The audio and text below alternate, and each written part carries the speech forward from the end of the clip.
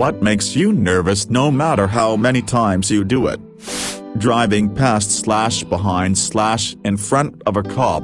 I've got a clean record and I don't do anything illegal, but I feel like they will pull me over anyway, and I start to panic if they continue to follow me, even when on main roads. I look back every 5 seconds to see if they turn their lights and siren on to pull me over. Paranoia? Walking down steep stairs. A few years ago I fell down a flight of stairs and did a 540 degrees, split my scalp open, got bruised from my feet to my shoulders, each step left a different bruise on my back. I still think of how I could have ended paralyzed and died alone at home, and every time I'm at the top of a steep flight of stairs I have a flashback to the seconds before my foot slipped.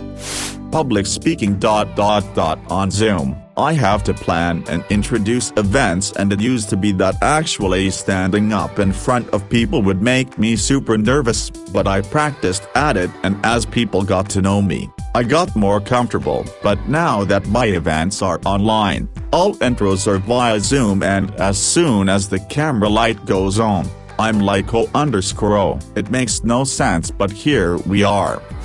Locking my door. Any door, doesn't matter if it's my front door, my car door, or the door at work. Anytime I lock one, I stand there for a good minute tugging at the door making sure it's really locked. I'll start walking away, and even then I'll still turn back around 20 seconds later and make sure I really lock the door. Leaving the house takes me a good minute, not gonna lie. Going to the dentist. I have shitty gums and teeth thanks to my dad's genes, an example being my teeth are a lot softer than normal people's, so shit sticks to them easier, so it's always a gamble to see if I did my gums justice. Miraculously, I've never had a serious cavity before, just a small indentation once. I am always super paranoid that I forgot to lock the front door of my work. I've even gotten off of the train and gone back just to make sure it's locked. It always has been when I've gone back to check, and I should trust myself that I did it at this point. I now yell at myself as I'm doing it so I hear confirmation of it. 2. Before I step away, my mom was always really paranoid about this. 2. She would make us go back a couple minutes into road trips, so I guess it really rubbed off. Handling my 6-month-old. They just seems so fragile and he is just so wiggly. I am constantly paranoid that I may accidentally drop him. To be honest, almost all the steps of parenting now that I think about it. If I'm not afraid of accidentally bumping him, I am constantly worrying about what I need to do to be a good parent to him. Taking my cat to the vet, that shit stresses me out. Between the 30-minute wrestling match to get her into the case, followed by the non-stop screaming, then her chewing on the bars and trying to rip the door open, the throwing up from motion sickness in the car, the vet overcharging me for some tiny procedure, followed by the your cat needs 8,000 teeth extracted or she needs the kangaroo vaccine in case she is kidnapped to Australia. Please bring her back in tomorrow so we can do this. Having blood drawn. I have to have it done pretty regularly. Blood doesn't gross me out, and I am also covered in tattoos and have had numerous piercings. So you'd think needles wouldn't faze me, but something about that little needle going into my vein and sucking out the blood. I always feel a wee bit nervous when I sit down in that chair. Walking down steep stairs. A few years ago I fell down a flight of stairs and did a 540 degrees, split my scalp open, got bruised from my feet to my shoulders, each step left a different bruise on my back. I still think of how I could have ended paralyzed and died alone at home, and every time I'm at the top of a steep flight of stairs I have a flashback to the seconds before my foot slipped. Public speaking. On Zoom, I have to plan and introduce events, and it used to be that actually standing up in front of people would make me super nervous, but I practiced at it, and as people got to know me, I got more comfortable. But now that my events are online, All intros are via Zoom, and as soon as the camera light goes on, I'm like oh_oh. It makes no sense, but here we are. Anything that has to do with my car, I have been scammed, even over a simple oil change. Even if I try to be confident, it's very clear once I start talking that I have no clue about cars. Literally had someone quote $400 to change an air filter. I said no because I could not afford it. Found out later how insane that quote was. Sadly, that just fueled my fear. Locking my door, any door, doesn't matter if it's my front door, my car door, or the door at work. Anytime I lock one, I stand there for a good minute tugging at the door, making sure it's really locked. I'll start walking away, and even then I'll still turn back around 20 seconds later and make sure I really lock the door. Leaving the house takes me a good minute, not gonna lie. Going to the dentist. I have shitty gums and teeth thanks to my dad's genes, an example being my teeth are a lot softer than normal people's, so shit sticks to them easier, so it's always a gamble to see if I did my gums justice. Miraculously, I've never had a serious cavity before, just a small indentation once. Initiating conversation with someone not expecting it. I literally do this for a living. Every single time I think worst case scenario, but out of the thousands of conversations I've had over the years, maybe 10 have been hostile out the gate, but those 10 hang with me and it's agonizing. Talking about myself or how I feel. In my previous marriage, my ex-wife's feelings trumped all, so when I brought up how I felt, it started arguments or was invalidating to hers, or any other myriad of things that were brought up over the course of being married. There was also when I would tell her about my childhood and some family trips and even some work travel I got to do because of my career. I grew up with more privilege, I absolutely admit, and my career allowed more travel. At the time I was military, both completely out of my control. She would just tell me that she got how great my life was and how perfect and amazing and blah blah blah. It made me feel so guilty. Eventually I just stopped talking about myself. Now when I do with my girlfriend, I have to remind myself not to panic, sometimes successfully, sometimes not, but it gets better. For those who do scroll far enough to read this, the right person will always make you feel supported and listened to. I'm a race car driver. Before a race, if I wanna throw up or shit my pants, especially if it's a big race. I've been nervous literally months before it, but honestly the feeling after the race is so worth it. If the nervousness ever goes away, I feel like it won't be the same and I'd probably stop racing. Putting my money away after I pay for something. I feel like I'm holding up the line because my money has to face a certain way. I know it only takes me seconds to do it, but I always get nervous. Also, I have just gotten more nervous every time I have ever been on an airplane. I grew up around the world, lived in many different countries and states, so I have always flown a lot, but it still freaks me out badly. Driving on a curved ramp part of a freeway, highway or up a steep hill. I have had so many stupid nightmares about my car flying off the road or flipping over backwards that I got nervous as hell. I have to focus on the road and remind myself I know how to fucking drive. I have zero issues driving otherwise.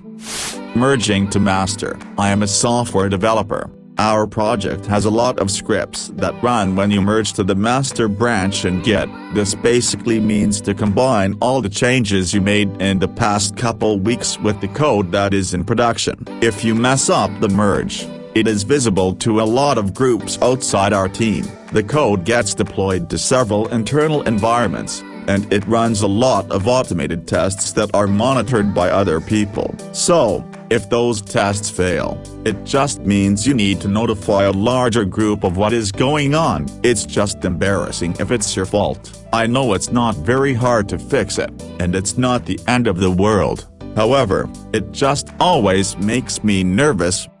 I run a weekly role-play club. The half hour before anyone turns up is spent in a panic assuming that no one will. It wasn't so bad or once we were up to a dozen games running every night. But now we're rebuilding after the pandemic and we just have the one recurrent game, so now the anxiety is coming back. Going near dogs. They freak me out, probably cause of the dog across the street I grew up with. He was super aggressive, so I got super scared of dogs, and even if I know they are harmless they will scare me, but most dogs I meet are not harmless. No dog has ever looked at me and not barked angrily. One of the dogs in my neighborhood barked angrily for the first time it looked at me, and I have been chased a lot. I have no idea if this is a problem in other places, or just in my colony they do not train the dog well enough. For context, I routinely work with 460 volts at about 40 amps, turning it all on for the first time. So many times I have done this. I have trained people how to do it. I have never once done it where had I not done it right I could have been injured. Yet still every time I almost hear a voice, this is it. This is the moment in the video, shown by insurance companies for safety training, where it starts playing. All that comes next is pain and blackness. I know it is absurd. I tested the wires. I made sure that I have a power sequencing plan. I know the SCCR. It won't explode because there literally is not enough energy to explode, and even if it did, the cabinet would protect me. When people ask for my name, email, or basic information, I sometimes have a word block, and when people ask me it, I freeze up and just end up stuttering and taking 10-20 seconds to say my name. I literally just bringing my ID and saying here it is. It's so goddamn excruciating because I don't know if it'll be the time it comes out smoothly or where I'll have a speech impediment. Walking into a classroom, especially other classrooms, I still get nervous walking in my classroom, and when I walk and I always look down avoiding eye contact. When I have to walk into other classrooms I have to try to get myself to do it by encouraging myself, like standing outside of the other classroom's door and saying stuff like come on you can do it, just walk in and don't look at anyone other than the teacher. Going back to school after the holidays, half-term or after lockdown, even if we are still in the same school year after coming back, my anxiety gets pretty bad, and then it feels like I'm going to a new school even though I'm not. Another thing is walking through the school canteen. One time I saw someone walk in and there were teachers in there having a meeting. That canteen is the only way to get to my farm in the morning, so it makes me have even worse anxiety than I already do. Sending a work email, I constantly worry about any and all of the following: accidentally swearing and not noticing, copying in a client that I wasn't supposed to or someone that isn't supposed to see it, attaching the wrong thing to the email, making the email too long, or too short, or unclear, or using I think or perhaps or other weasel words instead of just saying what I think, using exclamation points, trying to be too soft when I actually do have a deadline, making clear why the deadline is also their issue and not just mine, not offering to do their job too, etc. Getting to the job site in the morning, during my morning commute, and usually for the first couple minutes or so after I arrive, all I'm thinking is, today's the day my limitations are going to become glaringly obvious and I won't be able to accomplish the task at hand and I'm in over my head. Might as well quit and try to get on disability or something, because even if I find a different career path, no matter what it is, I'll suck at it and I'm probably the most incompetent person on the planet. Then, as soon as I put on my tool belt, all that noise slips away as I remember that I actually know what the fuck I'm doing and do good work that I actually enjoy more often than not. Cutting down a tree.